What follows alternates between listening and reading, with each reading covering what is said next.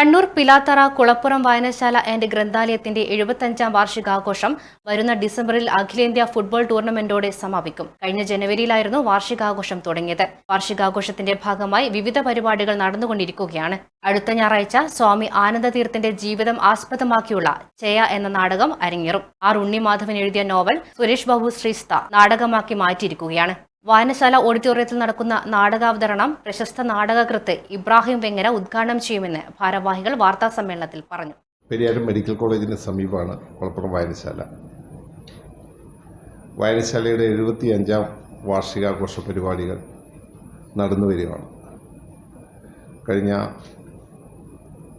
ജനുവരി മുതൽ ഡിസംബർ വരെ വ്യത്യസ്തമായ പരിപാടികൾ നടക്കുകയാണ്. വായനശാല കേരളത്തിലെ A+ ലൈബ്രറികളിലൊന്നാണ്. 25,000-ഓളം പുസ്തകങ്ങളുള്ള വിശാലമായ എയർ കണ്ടീഷൻ സൗകര്യത്തോടു കൂടിയ ലൈബ്രറിയും 3 നില കെട്ടിടവും വലിയ ഫുട്ബോൾ ഗ്രൗണ്ടും വിശാലമായ ഓഡിറ്റോറിയവും ഒക്കെ വായനശാല ഈ കാലഘട്ടത്തിൽ സ്വന്തമാക്കിയിട്ടുണ്ട്. നാടിനെ ബാധിക്കുന്ന ഒട്ടനവധി പ്രവർത്തനങ്ങൾ വായനശാല കഴിഞ്ഞ കാലയളവിൽ നടത്തി വരികയാണ്. ആ പ്രദേശത്തിൻ്റെ വികസന കാര്യങ്ങളിൽ വായനശാലയുടെ ഇടപെടൽ സജീവമാണ്. അവതരിപ്പിക്കുകയാണ് ഈ ഞായറാഴ്ച. ചേയ നമുക്കറിയാം. ചേയ എന്ന നോവൽ എഴുതിയ പ്രശസ്തനായ നോവലിസ്റ്റ് ശ്രീ ആർ ഉണ്ണിമാധവനാണ് ഇവിടെ തൊട്ടിരിക്കുന്നത്. ഞാൻ വായനശാലയുടെ പ്രസിഡൻ്റാണ്. വായനശാലയുടെ സെക്രട്ടറി അനീഷാണ്. വായനശാല കമ്മിറ്റി അംഗം രാകേഷ്. ഈ 4 പേരാണ് ഉള്ളത്.